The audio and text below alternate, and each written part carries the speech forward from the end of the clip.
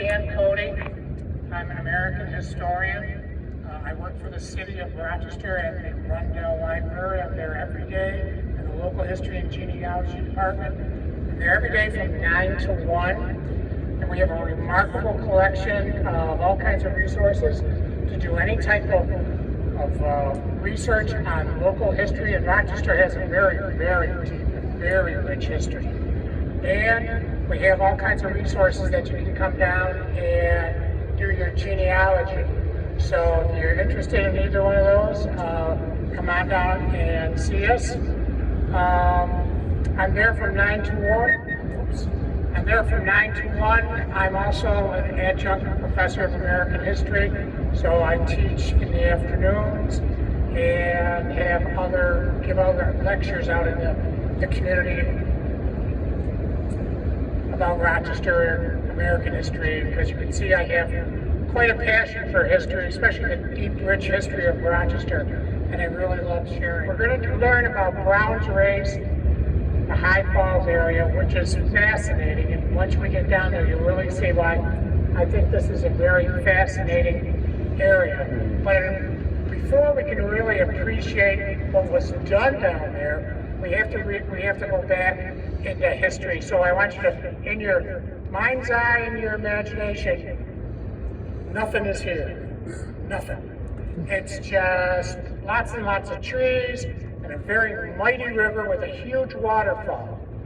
So, what was going on at the turn of the 19th century in this area?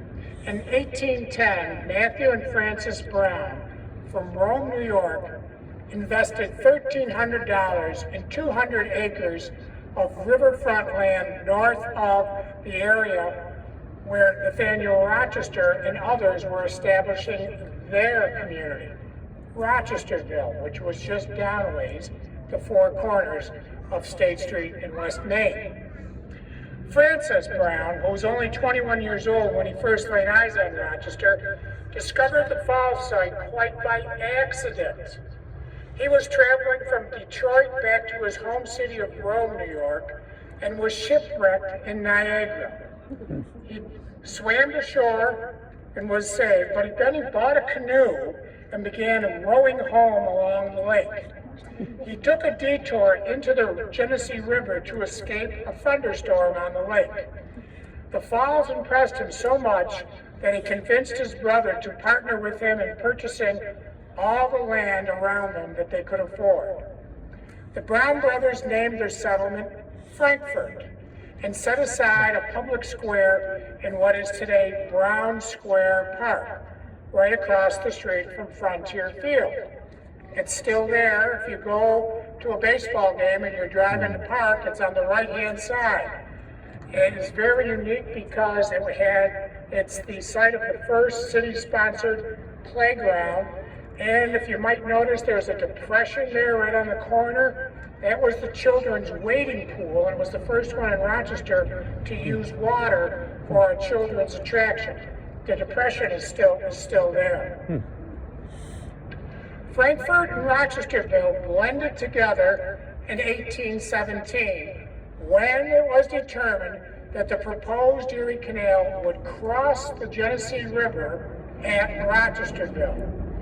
The Browns had superior water power because of the falls and the race that they had built, but Rochesterville had the pipeline of transportation for shipping of goods when the Erie Canal crossed at their community. Flour was milled at Brown's Race and then shipped across the country and really across the world from the Erie Canal. Flour and other products of Rochester were contained in barrels and floated onto flat-bottom canal boats. So, like I told you, I'm a teacher, so I'm going to give you some questions and then some homework maybe.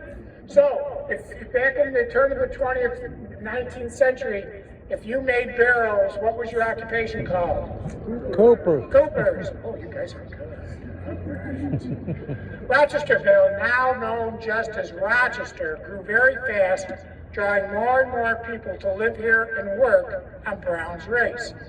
Rochester quickly became the world's leading flour producer, which helped start other businesses, such as barrel making, tool making, machinery factories that were here at Browns Race, and anything that needed to be made to help in the development of the building of Rochester, which became the first inland boom town in Rochester. So what we're going to do now is we're going to walk down to this corner, and then I'll give you a little info on the two buildings. Okay, I'd like to direct your attention to this building right here, 192 Mill Street. Erected in the early 1880s for the J.K. Paperbacks Company, the sixth-floor building was designed to be both fireproof and earthquake-proof.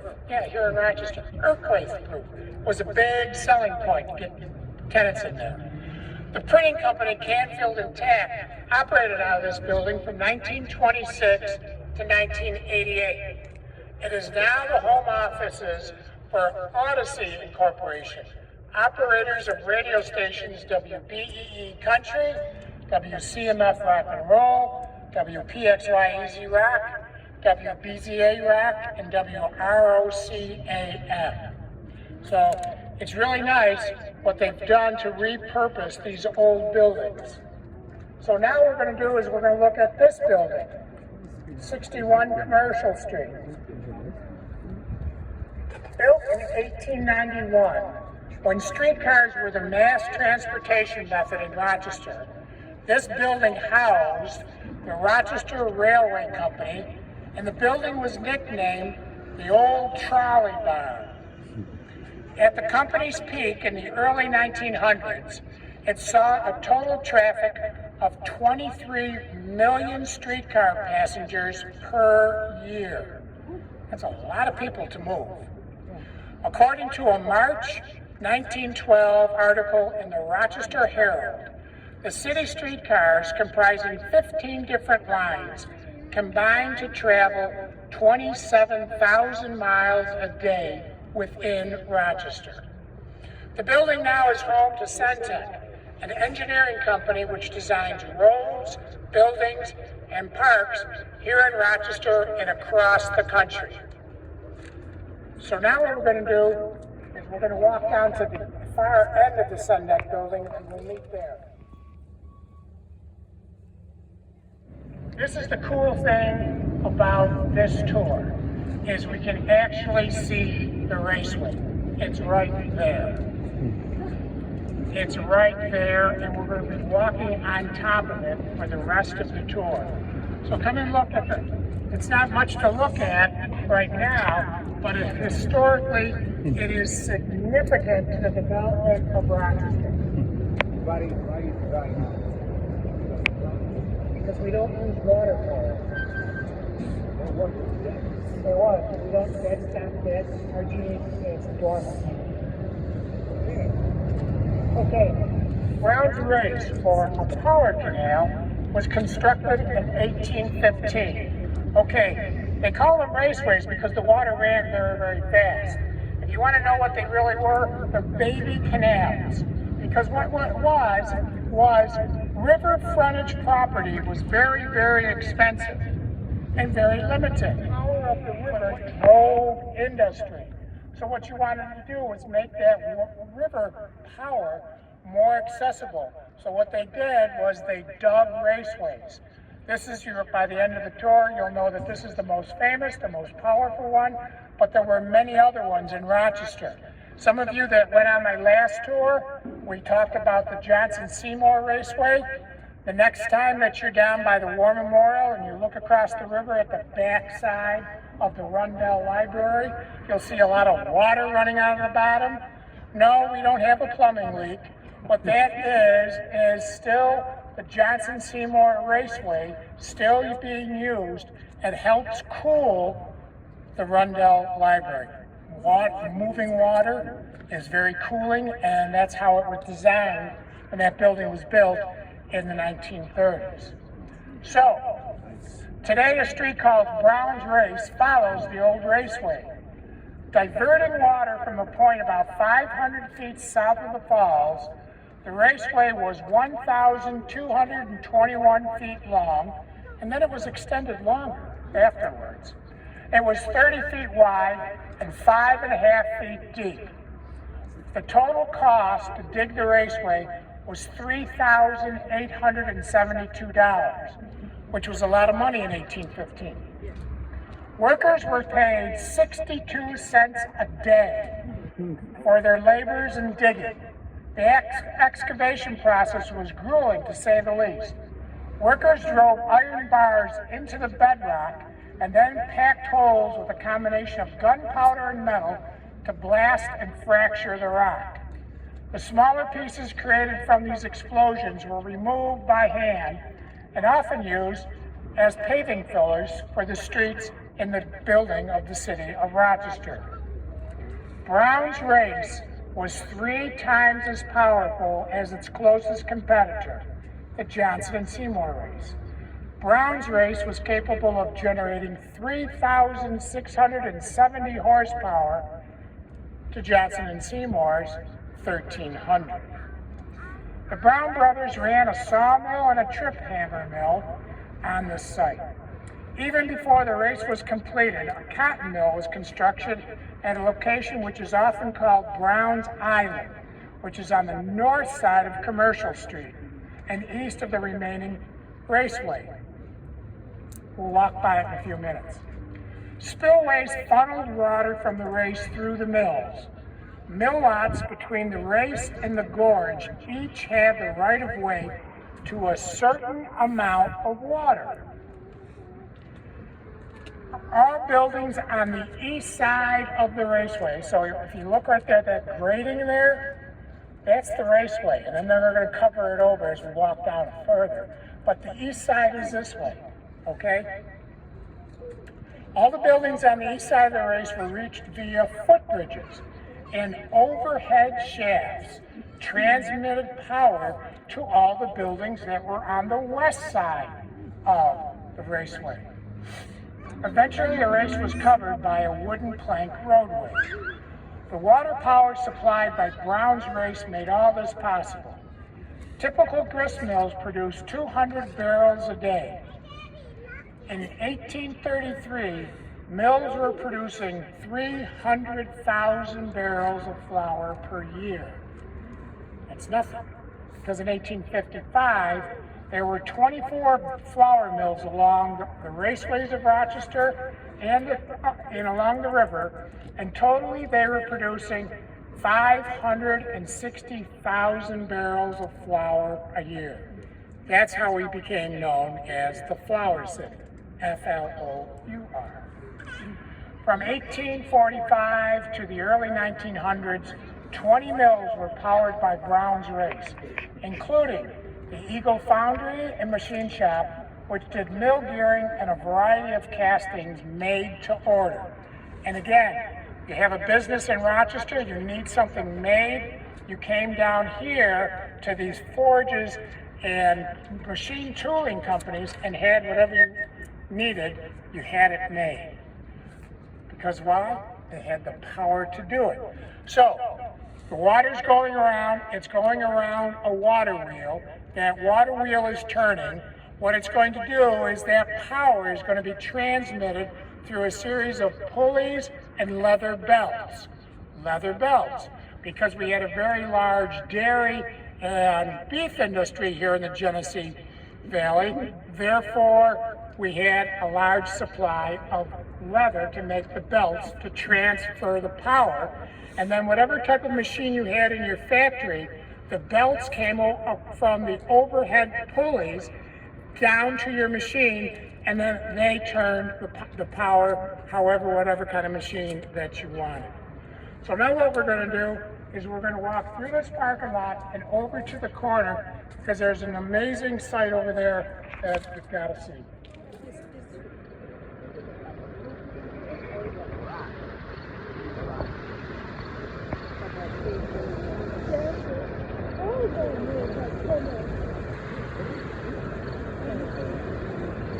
Okay, the building behind me is now referred to as the High Falls building, but it was formerly known as the Gores Line Building.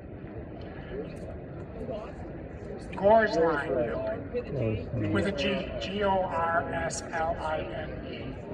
It was built in 1888 as a shoe factory for Williams Hoyt and Company, which was in business until 1925, and that company could produce between 1,300 and 1,500 pairs of shoes a day. Because why? The machines were powered by water.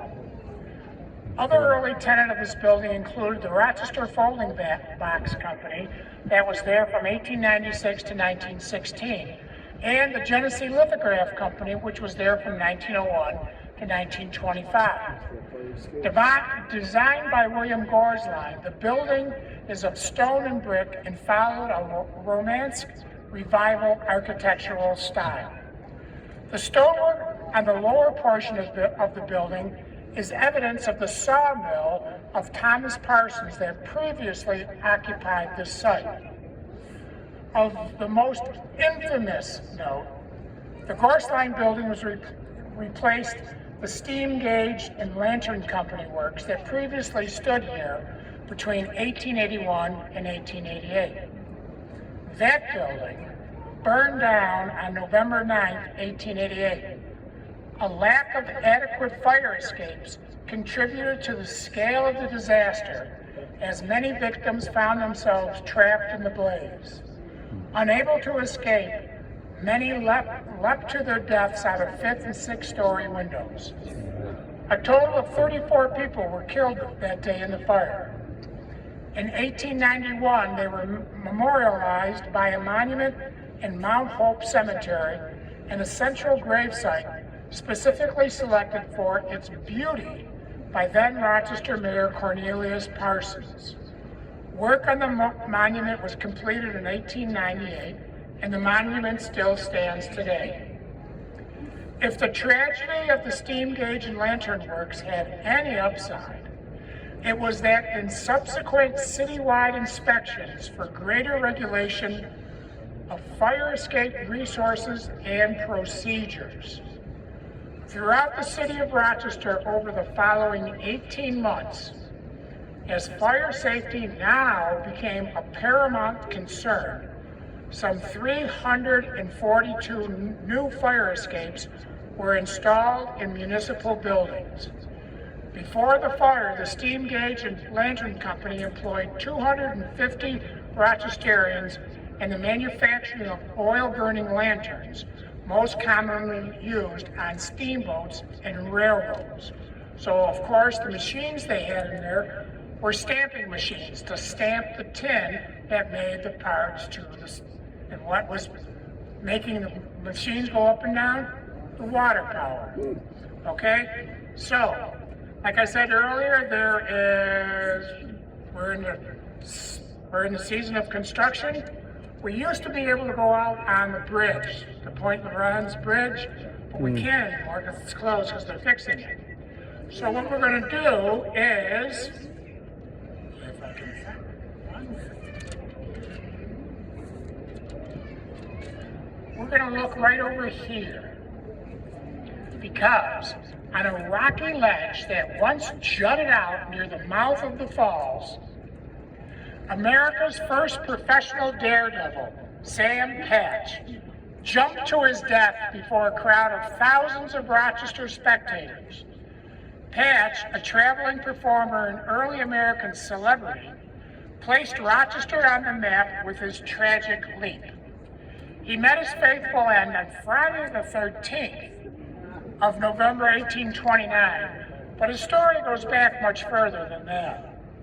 Born in a small mill town in Rhode Island, by his 20th birthday, Patch had left his family and life behind him to pursue dreams of making his fortune as an entertainer. Patch tested depths of water from various bridges and waterfalls throughout the country to determine whether he could survive jumping long plunges. During the warm weather months of 1827 and 1828, Patch gained a national reputation for multiple jumps in New Jersey and even Niagara Falls. from a 125-foot platform. Large crowds gathered at all of these events, which were promoted with handbills and newspaper advertisements. Sam Patch's acquisition of a pet bear lent additional circus-like energy to his showmanship. Sam Patch arrived in Rochester in November of 1829. Patch did successfully jump the high falls from this spot on Friday, November the 6th, but was hoping to draw even larger crowds and therefore more money in his pocket. So he scheduled another jump for the following Friday from an elevated platform this time. It was at 2 p.m. on Friday, November 13th, that Patch climbed the 125-foot platform overlooking the Genesee with his pet bear. He allegedly shoved the bear off the ledge first, and upon seeing the bear swimming safely for shore in the water below, Sam Patch jumped. He never surfaced. The restless crowds waited and waited for Sam to appear, and then they kind of just drifted off. Patch's frozen body was found near where the Genesee River feeds into Lake Ontario on St. Patrick's Day, 1830. He is buried in Charlotte. This spring I gave the same tour to a group of fourth graders. They could care about Sam Patch. They were worried about the bear. So what you want to do too is go over there, because this is the remnants of the power station that powered this building.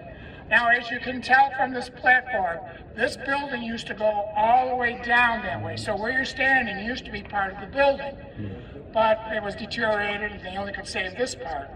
So when you go over there and look, you're going to be able to look at the water shaft where the water came in and then went down and turned the water. It was a huge force driving lots and lots of horsepower. So take a few minutes and look over there.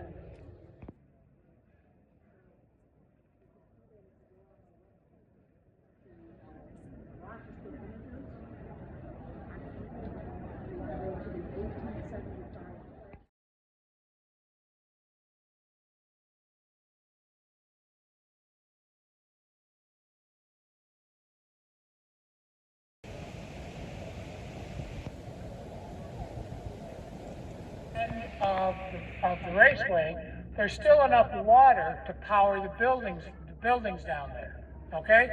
So, what we're going to do is look at this corner. The corner of Brown's Race and Commercial Street was the site of William Kidd's Ironworks from 1836 to 1874.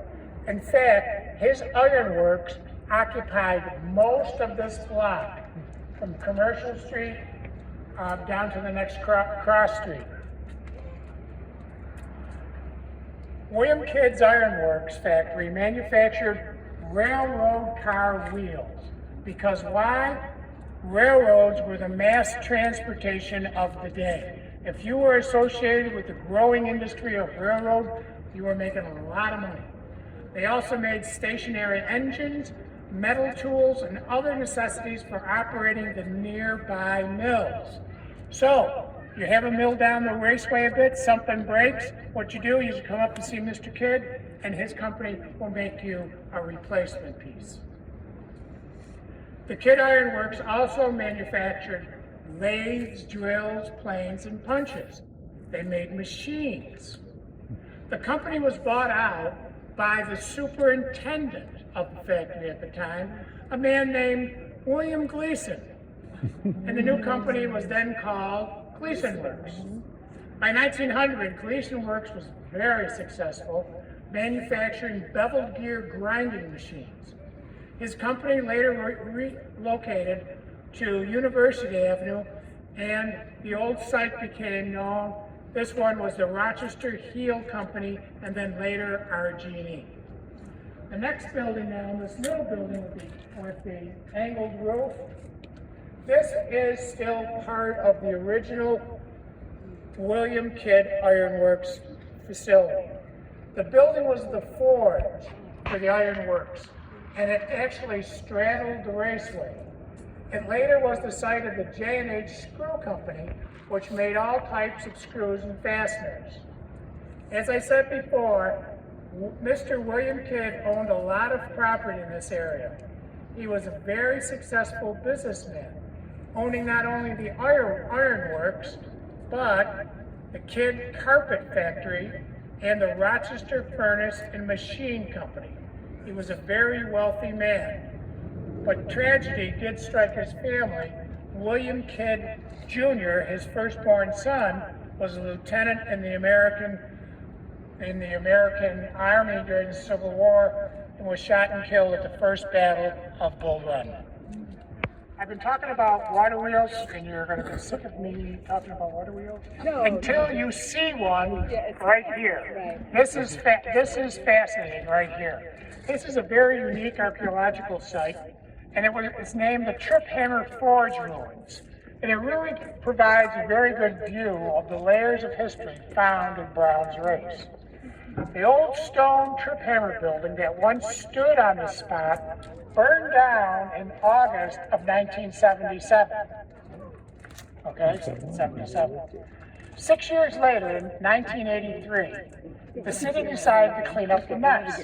And quite by accident, during a delayed clearing of the rubble, a backhoe smashed through the ground level floor to reveal a long forgotten basement room containing a massive 25-foot water wheel constructed out of wood and iron. Remarkably, its cast iron elements and the frame survived intact. The roots of the defunct Trip Hammer building trace back to approximately 1816, right to the beginning of the raceway.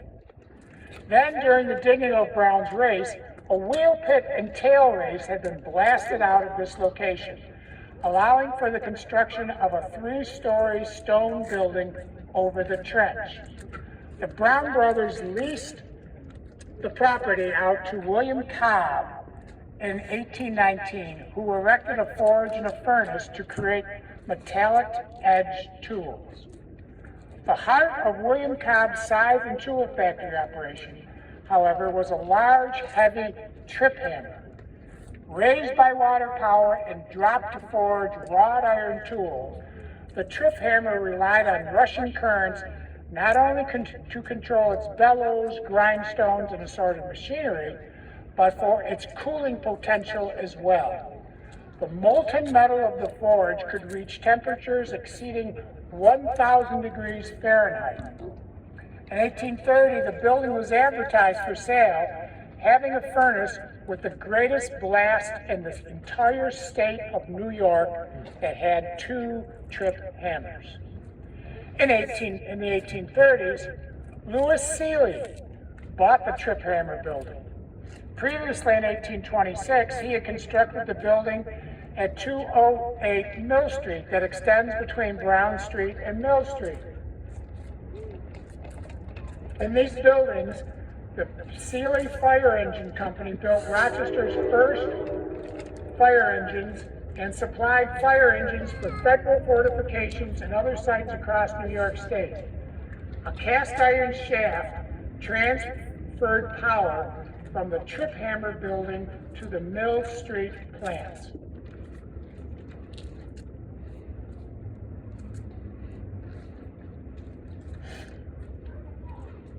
This building right here. The Harrison Building at 208 Mill Street best illustrates construction of Brown's Race in its initial days. Originally constructed as a 2-story building in 1826, this is one of the city's oldest buildings and the first in Brown's Race. Powered by the Trip Hammer Mill, which is right here, it was home to the Seeley Fire Engine Company and later used for lantern manufacturing, shoe pattern production, and held an office equipment company. In the 1860s, the Trip Hammer building was purchased by Junius Judson, inventor for the steam governor used in locomotives and ships. Judson expanded the Trip Hammer building another 75 feet towards the gorge, that way. The wall with a large arch is part of this addition. The shaft of Judson's water turbine was found in the addition. Appropriately, he also manufactured trip hammers at this site. Judson's son eventually became the first president of RG&E. Years of neglect and disuse took a toll on the health of the building, which had deteriorated badly by the 20th century.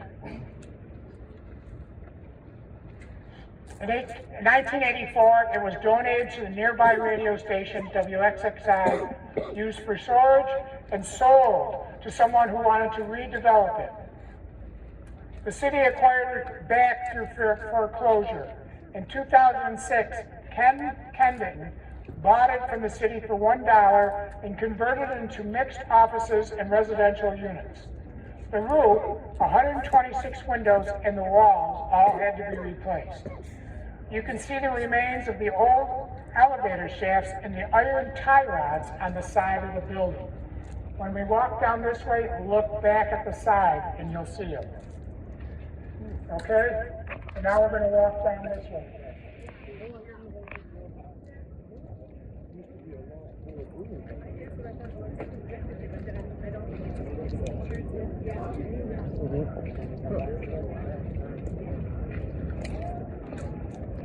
Okay, we'll stop right here.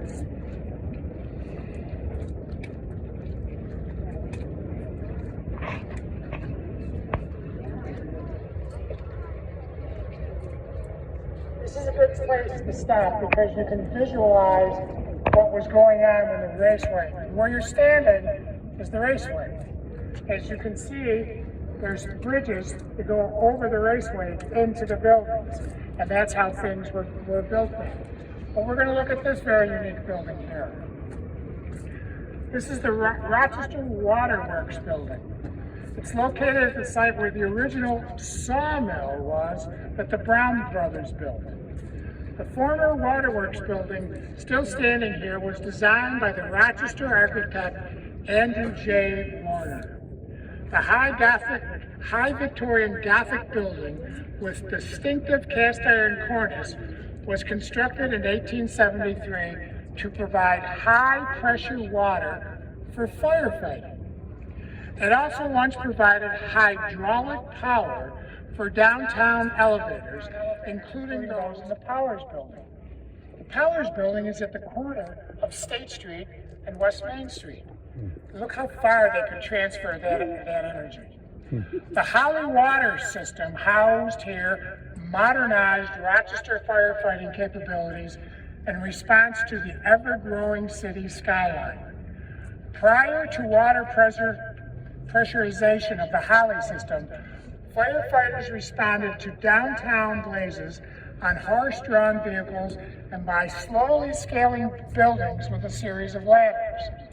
The Holly system, however, by contrast, allowed firefighters to extinguish fires from the ground level, enabling hoses to blast water up to 460 feet into the air.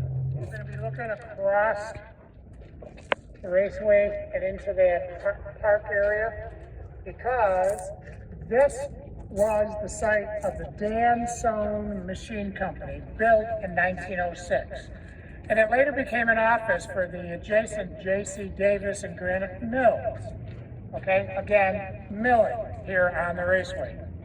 The Granite Mill building across the street was one of the earliest mills here on the raceway. The abandoned building burned down in 1960 and has been a park since 1993.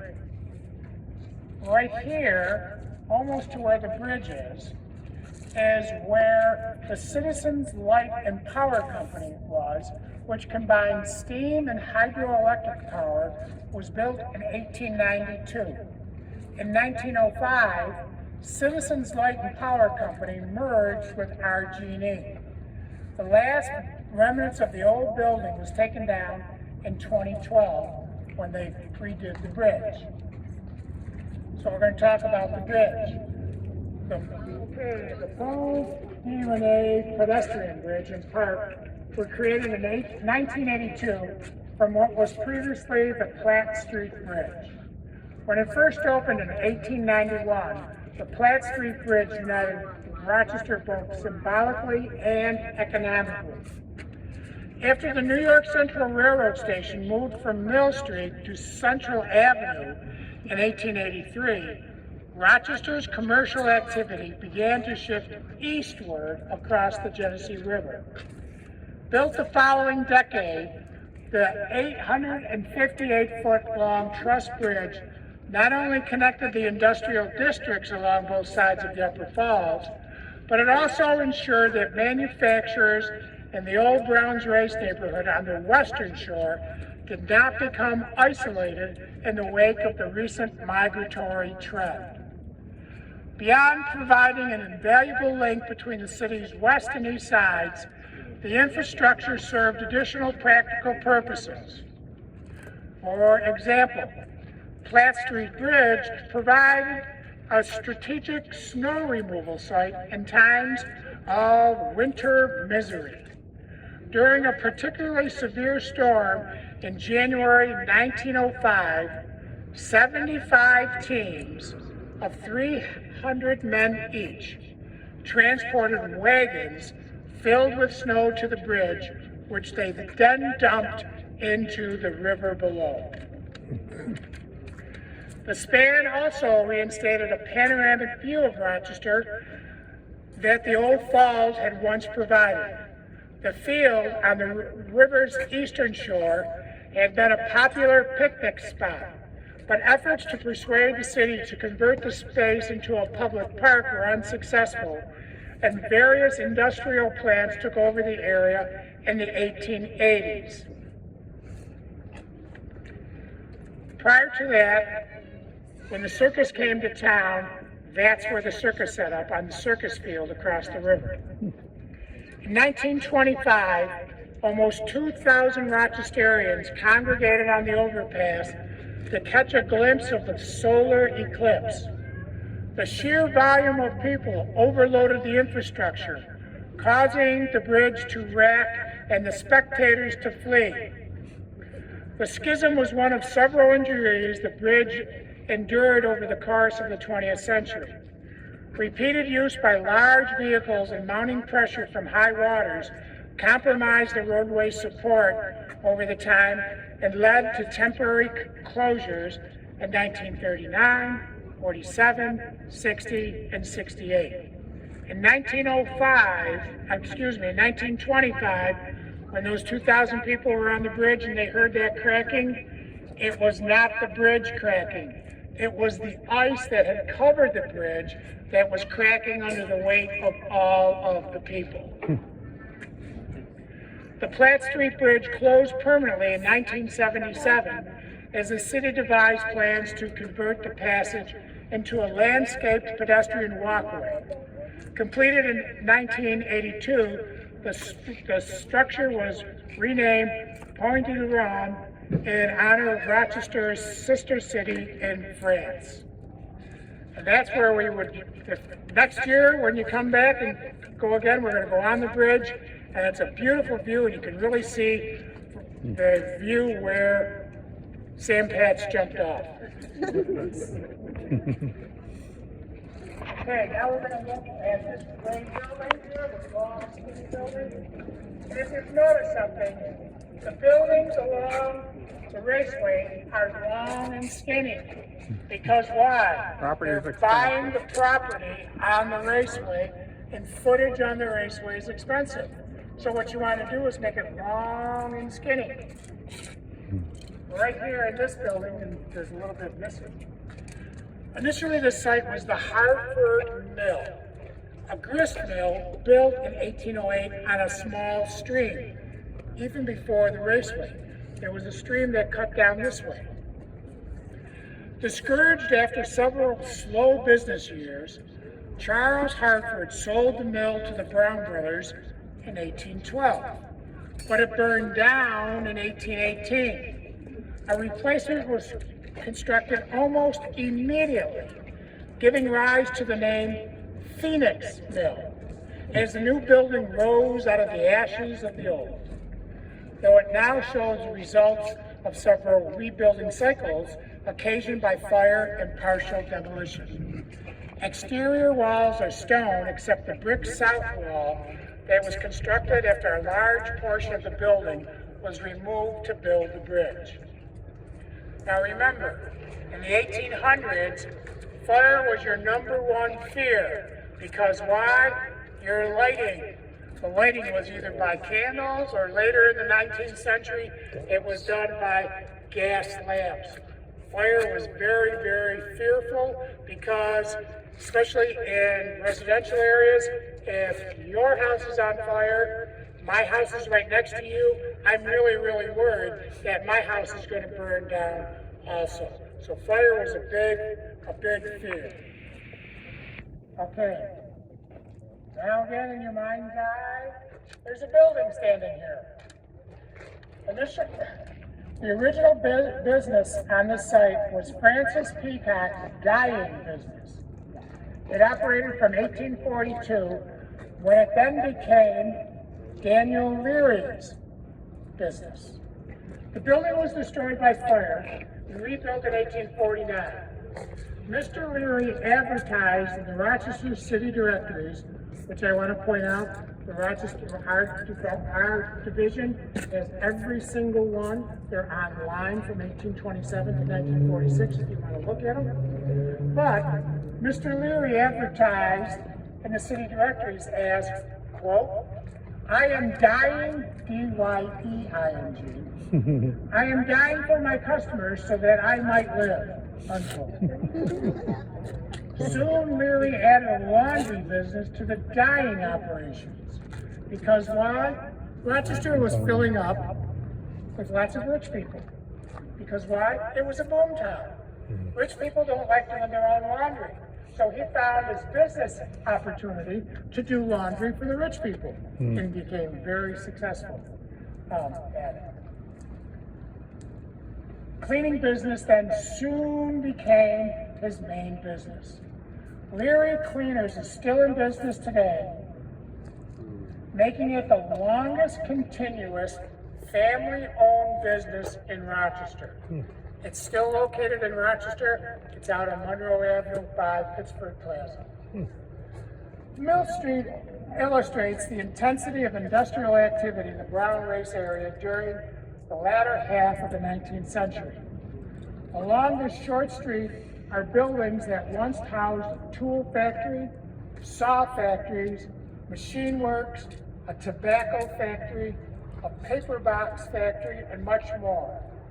All the older buildings on Mill Street were significantly modified during the 1870s and 1880s. Built of brick or stone, they feature many of the architectural fashions of their era. Several have mansard roofs.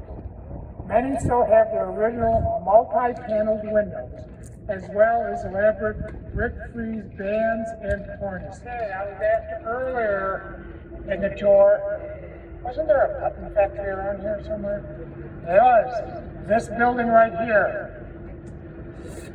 This building was the Rochester Button Company, started in 1887, and once was the world's largest manufacturer and distributor of buttons. The world's largest, right here in Rochester.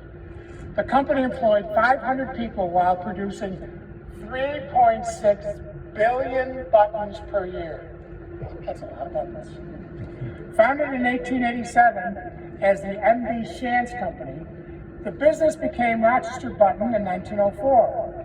By 1926, it had absorbed 3 other button companies, which along with Rochester's booming garment trade, positioned the firm nicely to rise as a giant in the industry. With a well-earned reputation for the high quality of its products, the Rochester Button Company thrived in subsequent decades. Cornering the market in fasteners for men's clothing, the Rochester Button Company supplied 100% of the buttons for numerous producers of these items.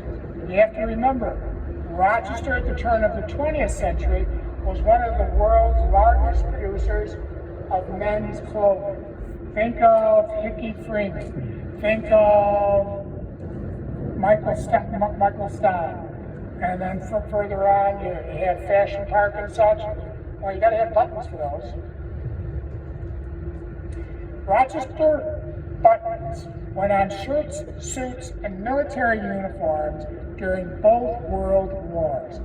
The Rochester Button Company did have and received excellent awards from the military, especially during World War II, for supplying buttons for the uniforms and whatever else was needed. They got your excellent awards if you completed your contract on time and under budget. The Rochester Button Company closed in 1968. The building has been used by various companies ever since then. Maybe a lot of us will remember when the Empire Brewing Company was in here. It was a great restaurant. Okay, so what we've done is we've walked in a big circle. I usually end up my talk up there in the corner, but like I said, it's too noisy, so we'll talk here. So, what happened to Brown's Race? Why isn't it the center of Rochester's business district anymore? Brown's Race was still running in the 1870s, generating 3 times as much power as that of all its rivals elsewhere in the city. Other power sources that were rising was coal and combustion engines. The broader shift from hydro to electrical power gave businesses mobility. You didn't have to be on the river or a raceway to build your factories anymore. All you had to do is have the power lines come to your new building.